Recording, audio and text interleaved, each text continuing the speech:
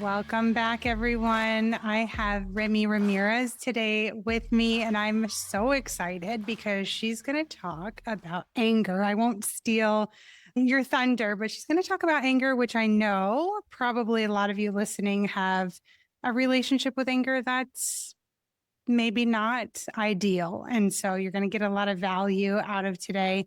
Remy, I'll go ahead and turn the table to you. Can you introduce yourself before we dive in? Yeah, sure. So my name is Remy Ramirez. I am the podcast host of the Patrauma Party Pod, and I am a life coach and a mental health advocate. Thank and a you. Sagittarius. Love it. Gemini here. I don't know if we're going to talk about that, but I have a Gemini rising, so I love that. I love that. I love that. One of my clients is pregnant right now, and her baby will probably be a Sagittarius. So that just popped in my mind. Yay! So fun. Fun. Okay. Yeah, I would love to hear just a bit about who you are personally and what you dealt with, what led to your inner work journey, what was coming up for you, if it's specifically around anger, but honestly, anything. I grew up in a pretty frayed home. I had a single mom. My dad was around, but he was not really participating. He was very abusive. He was a musician as well, and a lot of narcissistic qualities. So he was like the life of the party, really funny. Yes. Everyone loved him. But then behind closed doors, he was a rager, cold, withdrawn, really scary. My mom was our primary caretaker. And both of my parents came from histories of abuse, like both of their homes were abusive. Yeah. My mom was really emotionally chaotic. It was like a lot of roller coasters. It was like everything was fine. Then she was screaming with rage. Then she was sobbing and saying she was sorry. Then she was just like done and couldn't understand why we were upset. Really unpredictable home. Very unpredictable. So sort of like big picture, I grew up around a culture of adults having full rights to their big emotions, right?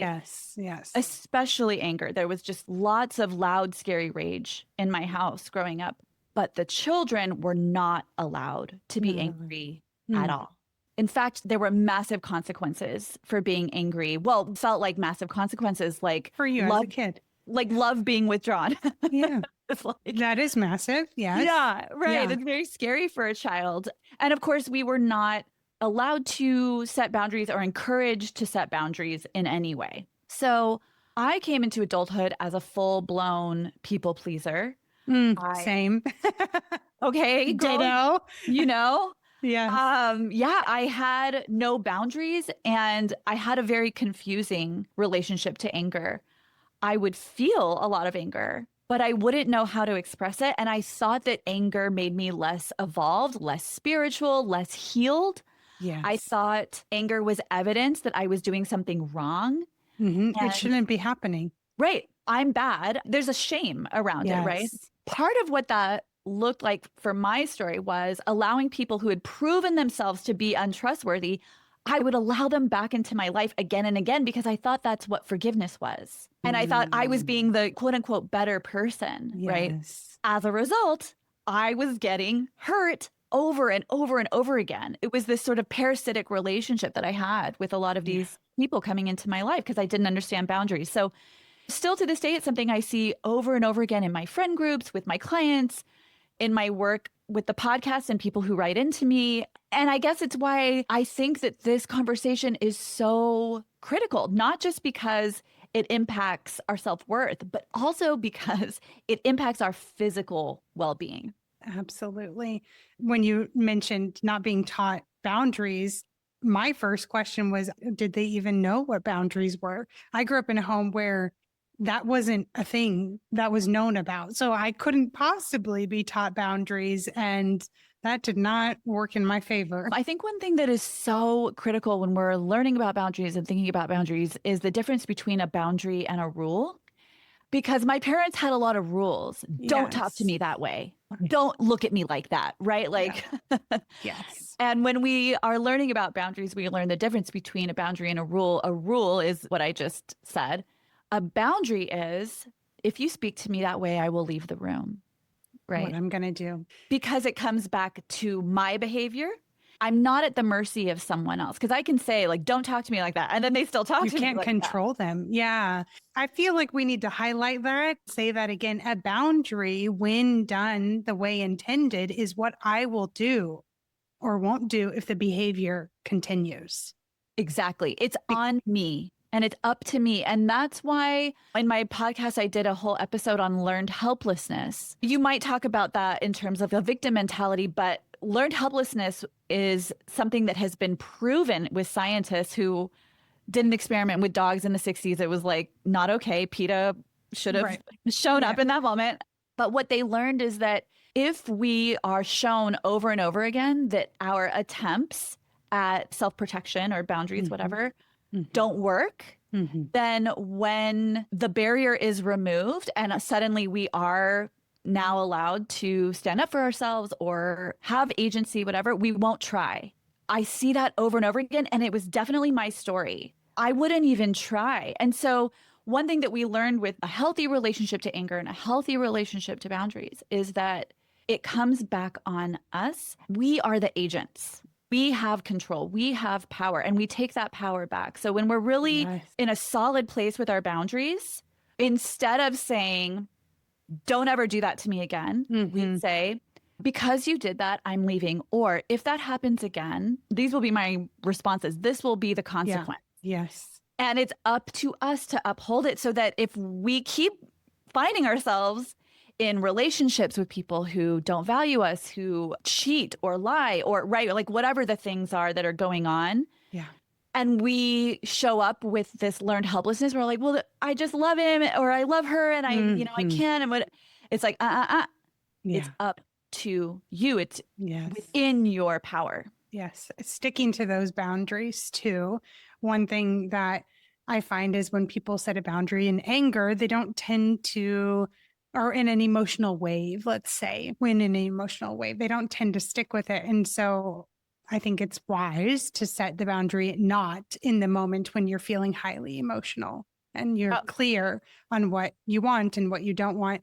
When you talked about learned helplessness, I thought about, I don't know if you've seen this, if you put fleas in a jar and you put like a sheet of paper or something on the top of it, they'll bounce, they'll hit the sheet of paper over and over and over again. And then when you take it off, they will never go higher than where the paper was. And so same thing, but maybe not as unethical in terms of treatment. Yeah. Or at least I'd like to tell myself, not really, That's another perfect example. In the experiment that I was referring to, they would shock dogs. Yeah. And they wouldn't allow the dogs to run or go anywhere. There was like a barrier in front of them. But then they removed the barrier and they continued to shock them. And the dogs just wouldn't even try anymore because they were so used to not being able to escape. And so again, even with your illustration, if we've been in, I want to say homes, because I think this is often how it works, is this is how we were raised, like in our families. If we were raised in environments where we were not allowed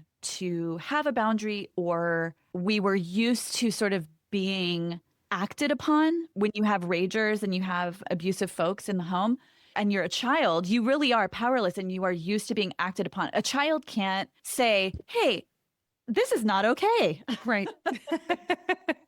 Well, they can if they're in a healthy emotional home. Sure. They do. And it's so beautiful, but that's not what we're talking about.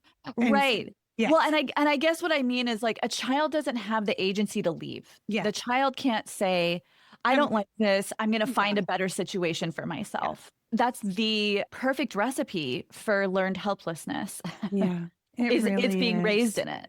Yeah, it really is. Gosh, I know you mentioned people pleasing too. I'd love to hear more about how that showed up for you.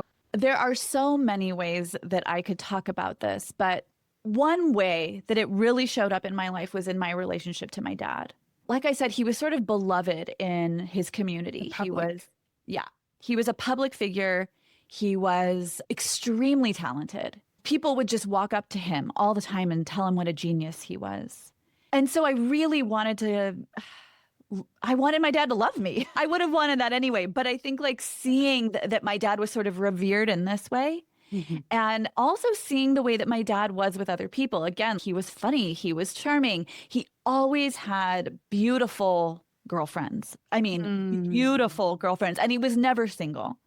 He could be really affectionate with his girlfriends, but he was never affectionate with me. I, at a very young age, learned that I had to work really hard for his approval. And I would do all kinds of things. Or maybe I didn't mention this, but he was also an addict. I would often like arrange his drugs in the morning Oh, so that Remy. so that when he got up, they were ready. You know, stuff like that where I was just a child and I was just Yeah. trying to figure out. Here's a great example. One time when I was like 9, I was showering and I got out of the shower and I was standing naked in the bathroom and my dad walked in on accident, not knowing I was in there. And he got really embarrassed Yeah. and I was mortified. Yeah. But instead of saying like, hey, why don't you knock, dad, or something that I think like other kids who were not terrified of their fathers might say, I said, oh, that's okay, dad. You're my dad. When I think back on that moment, it's Yeah. like, it's these micro moments Yep. where I was terrified, I was unhappy, I was angry, but I would say things like, that's okay. You're my dad. I couldn't give my dad any reason to be unhappy with me at all, or Yeah. everything might unravel, which it was unraveled anyway. you It know? was unraveled anyway. Yeah. Yeah. Oh my So gosh. that was a lot of how that came into being. I remember being 12 and being on the plane to fly out to see my dad for the summer and telling myself, having this mantra, I'm going to do everything perfectly. He'll never yell at me. I'm going to do So everything. much pressure. Yeah. And impossible. Well, yeah, that too. Totally impossible to not have my dad yell To not like be my dad. human. Right, right. A, and B, you could be Mother Teresa and my dad would yell at you. Okay. That too. You know, Yes. there Yep. was just no avoiding it because it wasn't about the person in No. front of him. It was about Never. him. And that you see this with children all the time.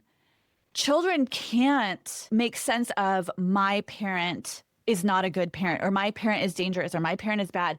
In order to survive, part of their survival mechanism, because they rely on the parent, Yeah. is to create a fantasy in their head when their parent is not a healthy parent, that Yeah. that actually the parent is, so that Yeah. they can like maintain a relationship. That sort of fantasy around my dad, that he was good and actually I was the one that was bad. Also, that internalization of there must be something wrong with me that he's always yelling at me. Mhm. That turns into people pleasing later in life. And of 100%. course is a self-worth issue for sure, which those are related, of course, self-worth and people Yes. pleasing. Yeah. Yes. Yes. I can relate. I thought I was broken for Totally. so many years, hence the name Broken to Brave podcast, because yeah, I was like, I'm just must be flawed at the core, like something's wrong with me. Yeah. Yes. So gosh, thank you so much for sharing more about your story. I'm curious, did you have a moment for you when everything changed, when you decided like things were going to be different for you, you were stepping out, or was it more of a over time, slow shifts? This is what happened. Yeah. In 2017, Yeah. I moved in with a new roommate, a man. Instinctively, I had gut feelings that it wasn't great, that I ignored. Yes. And I became really close with this man. We became best friends, or that's what I thought in my head. One night, he sexually assaulted me. Oh my gosh. About 6 months into living together. And he tried to tell me that I was crazy. Well, he tried to gaslight me around it. Yeah. And there had been so many times in my life where people had done that to me. And I knew that they were lying. I knew that this was a form of deceit. I knew I was being deceived, but I allowed it because I wanted to believe what I wanted to believe, i.e., this person is good. Yeah. And this is safe and I'm okay. And I don't have to move out and I don't have to be scared. What he's saying is right and what I'm saying is wrong. And I knew I couldn't keep doing that because every time I had done that, I had paid an even bigger price later down the road. Yes. And so I moved out. I started going to therapy, and I had not ever been in therapy before. And when I was in therapy, I thought I was going to therapy to help me heal from this assault. Yeah. And it was part of why I was part there. of it. Yeah. But my therapist was like, she was like, look, I can't diagnose your parents without them being here. But if I had to, your parents are narcissists. Yeah. And this is what narcissistic behavior looks like. And this is what people who have been raised by narcissists, these are the core issues that they And deal to deal with. with. Yes. Yeah. And I was like, oh no. I'm laughing now because I've had 8 years in between. Yeah. But I was blindsided. I was shocked, especially with my mom. With my dad, I was kind of like, yeah, okay, that makes sense. With my mom, who is in my opinion, and this is not, she's not diagnosed, but in my opinion, she is a covert narcissist. Her pain and her suffering is always sort of at the forefront, which makes it very hard to be angry at someone who's ever suffering and to set boundaries with them. With my dad, he was more of the grandiose narcissist. Right. Yes. So, yes. yeah, very different energy. But yeah, so that was really how things started to shift for me. And as I started to learn about boundaries and set boundaries, I really started to see how deep the narcissism went with my family members, my parents, but also beyond my parents, because this is intergenerational, this is interfamilial, it's all over the place. That was when I really started to see like, oh, I will get love from my parents as long as, right, that's the difference between conditional, unconditional love.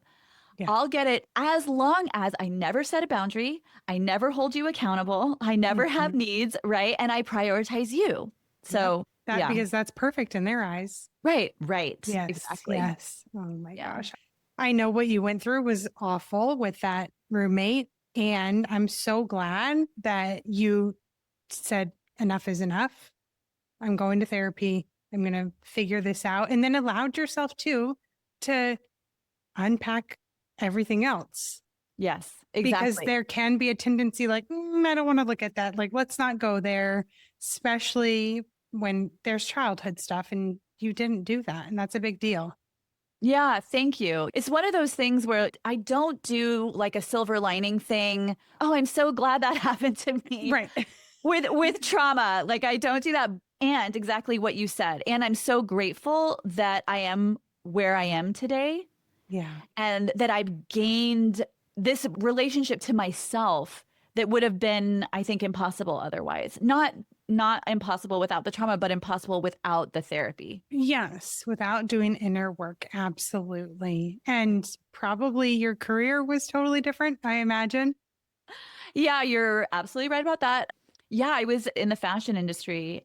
You know, I was a pop culture writer for many years. I would interview celebrities. And it's so funny because even then, when I was doing that work, I was always curious about their sort of relationship to trauma, their relationship to the shadow, their relationship to love and loss, right? And so a lot of my questions were like sort of rooted in trauma because I want to have the real raw conversations. That's what I want to do. And I think this conversation around anger is one of those because it's so potent, it's so powerful, and it's so needed.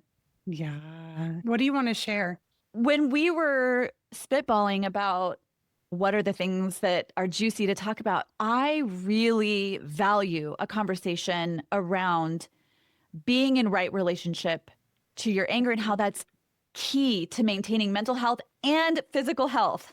Yes. And I think that's the thing we forget about. Of course, they're related, but when we're in right relationship with our anger, it's not about having rage meltdowns, but we're also not doormats. And I think that's so hard for a lot of women and femme folks. I think women and femme folks are asked again and again to prioritize compassion over anger. Yeah. To the point that we often feel deep shame for anger because that anger gets demonized in us, in our culture. And most don't understand that anger is not a behavior. It's a feeling. It's a feeling. So there can be boundaries around the behavior. Right. But feel the feels. 100%. Right. And that's Yeah. what I mean when I talk about right relationship to anger. Oh, okay. Yeah. Yeah, because I work with a lot of traumatized folks, people who experience child abuse. And so I do want to say right up front, you don't need to feel compassionate toward your abuser or any abuser.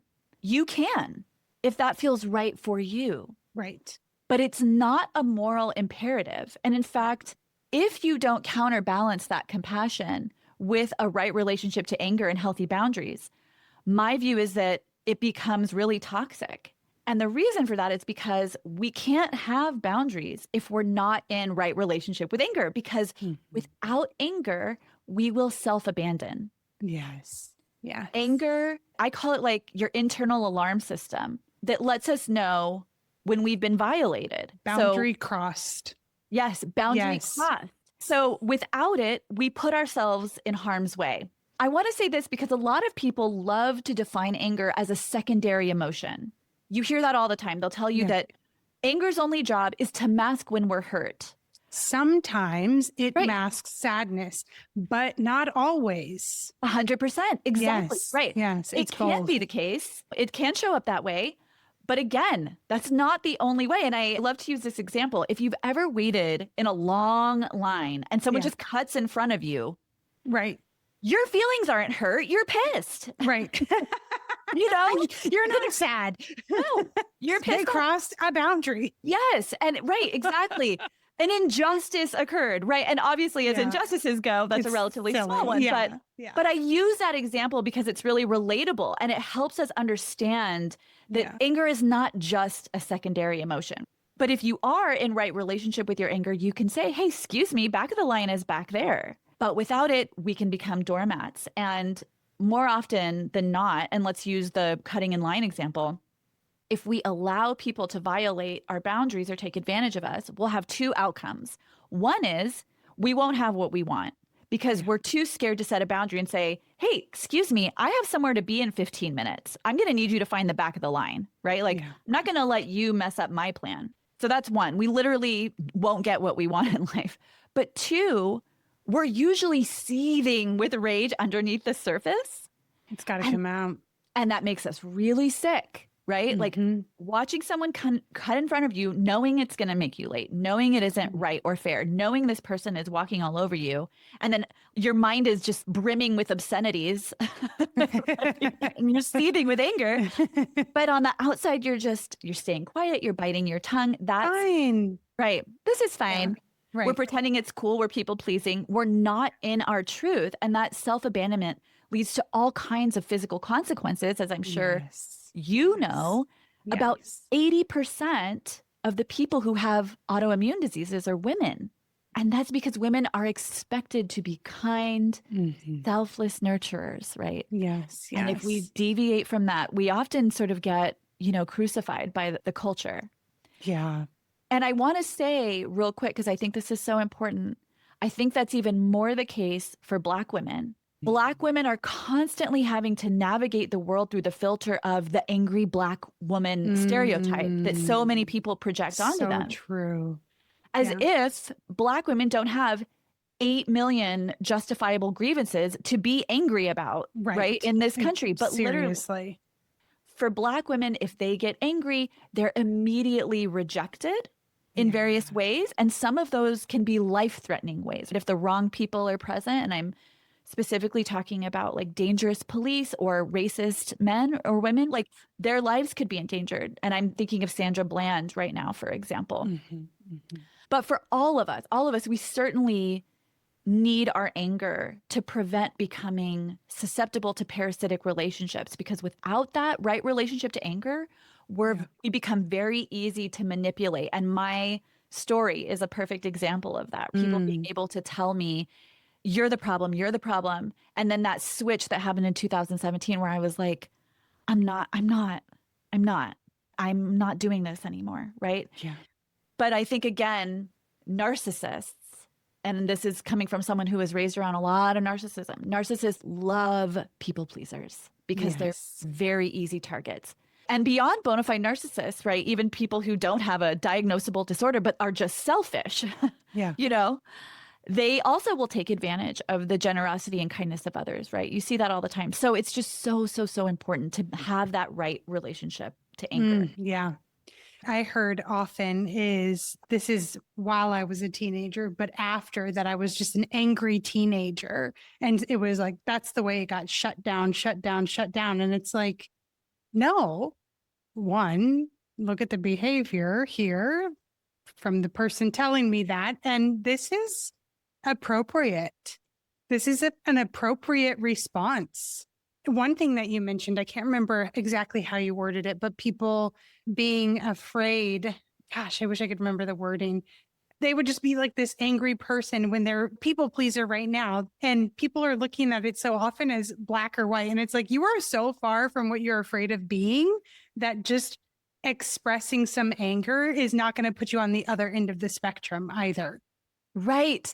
Well, and I think it's because for so many of us, if we did toe that line a little bit or like push that boundary a little bit, we did get immediately penalized in many of our households. That's not just our generation. I think that goes back many generations. The whole thing around like children should be seen and not heard. Even like with my grandmother, she had a lot of rules about how ladies are supposed to act. And certainly angry was not one of them. Yeah, absolutely. So, yeah, even the smallest deviation from that could have real consequences. For sure. Is there anything else that you wanted to share around that? We've talked about what healthy anger isn't, but I think we should talk a little bit about what healthy anger is. You know, we can look at that and go, okay, well, now what? I'm not supposed to bite my tongue. So what am I supposed to do? So when we're reshaping our relationship to anger and creating that right relationship to anger, this is about doing some things that might be uncomfortable at first, like going to your room and kicking your bed and beating your pillows, screaming into your pillows, like literally screaming from your gut. It looks like writing that letter that you never send, that is 80% obscenities, saying the thing you're not supposed to say, doing the thing you're not supposed to do in the appropriate setting, which usually means alone or with your therapist. And then that helps you get regulated. And when you're regulated, and this is what you and I were kind of chatting about a second ago, when you're regulated and you've taken those deep breaths and you've written that letter and you've kicked that bed. Then punch that punching bag. All the things. Then you have that conversation with that other person where you calmly say like, hey, you know, this isn't going to work for me. What is the solution? Can we come to a compromise? Can we hash things out? And then also it looks like setting healthy boundaries. Like we talked about before, it's about knowing the difference between the boundary and the rule. And then being in that power, not making empty threats, but being in that power. If someone violates your boundary, you're out of there. Respect yourself enough to keep the boundary. You've got to respect yourself enough to hold it. And believe that you are powerful enough to do it. Because again, that learned helplessness can come in. So it's really about, I can do this. And you can start small with boundaries. We love to shame ourselves. We shame ourselves for being angry, and then we shame ourselves for not having boundaries. If boundaries are new for you, you can start with a small one. Start with a small one that doesn't feel so scary, because it is a muscle. Let me tell you, getting to the point in my life where I am now, where I can say to someone like, hey, I really didn't like this thing. Can we talk about it? Or sometimes what'll happen is someone will say something and I won't like it, and I'll walk away and I'll be so angry, and I'm thinking, I'm obsessing about it. I'm going over it again and again in my head. And then what I realize after a couple of days, oh, I got triggered. I was triggered by that person. And I've been able to, once I get regulated again, go to a friend and say, here's what happened. When you said that thing to me, I got really triggered and I shut down. Here's what has happened to me leading up to this moment that created that trigger. And here's what I need going forward. And how does this sound to you? These are totally different conversations than the ones I used to have, which were absent. Like I just wasn't having them.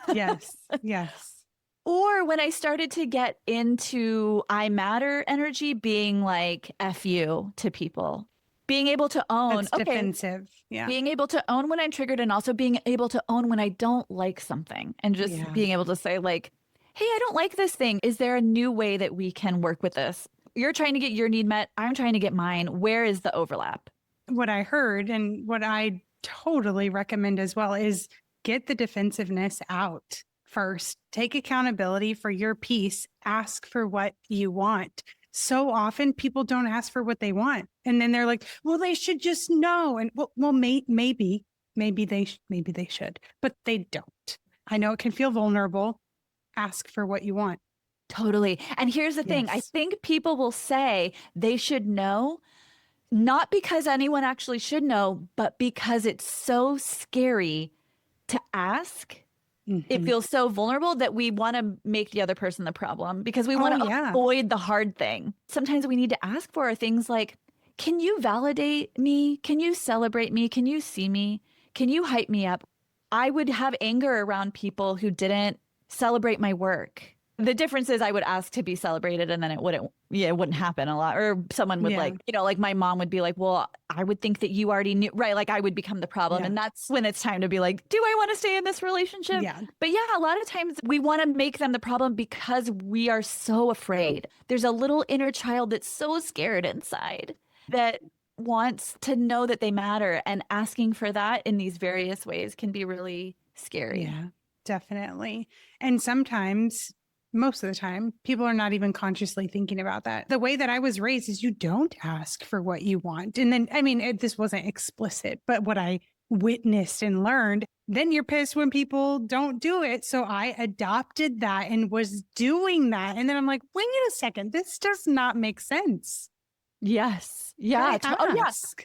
Right. It makes sense. And again, that's part of the learned helplessness. If we don't know that we have the agency to say, this is what I want, then how are we ever going to know to do that? How are we ever going to, we don't see it anywhere. But it's a muscle we have to strengthen in adulthood for most of us. And also the energy at which we are asking for what we want, something to be mindful of. I know you know this, but for people listening, if I'm wanting someone to celebrate me or to give appreciation or acknowledgement or this or that, first question before I ask for it is, am I giving it to myself?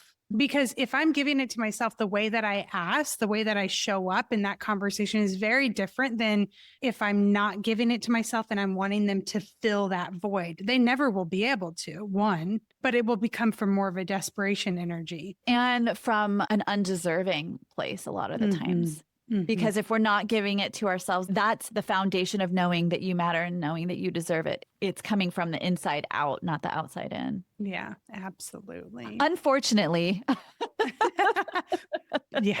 Wouldn't it be nice if we could just, put that on everyone else? Right? Yeah. But we have control of ourselves. So it's good. That's right. Thank you so much for all of this. Is there anything else that you wanted to share?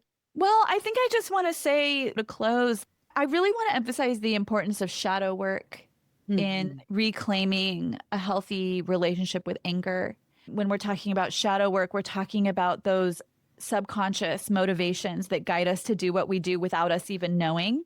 Until we become aware of those subconscious motivations, they're going to work us instead of us working them. Absolutely. The insecurities will drive the show until you resolve them. The insecurity, the fear, the desire, all of the things that I think especially women are taught they're not supposed to have. We're sugar and spice, honey,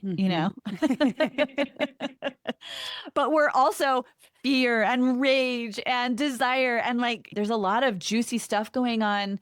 And our lives can be so much bigger when we get in touch with those things. Yeah, in this conversation about anger in particular, I think that's a big one, is getting into that shadow work and looking those things right in the face instead of running away from them. People tend to be scared what they'll find, but ultimately, you're just going to find love. And I know that sounds so cheesy, but that's what you are at your core. Yeah. Love underneath all of it.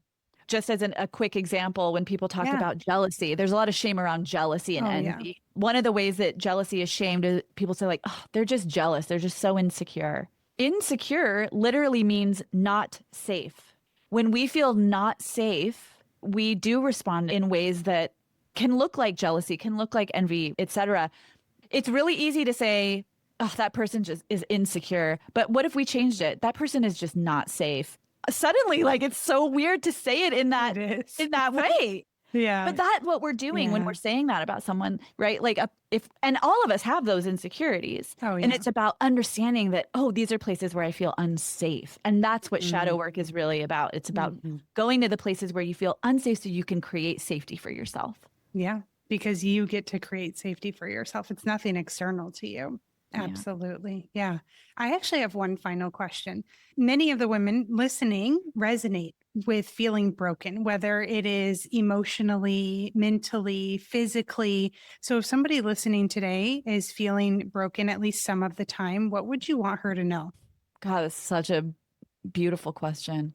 What I would want her to know is that there is a child inside of her that is a beautiful child. Look at any child around you, full of love, full of desire for connection and affection and fun and joy.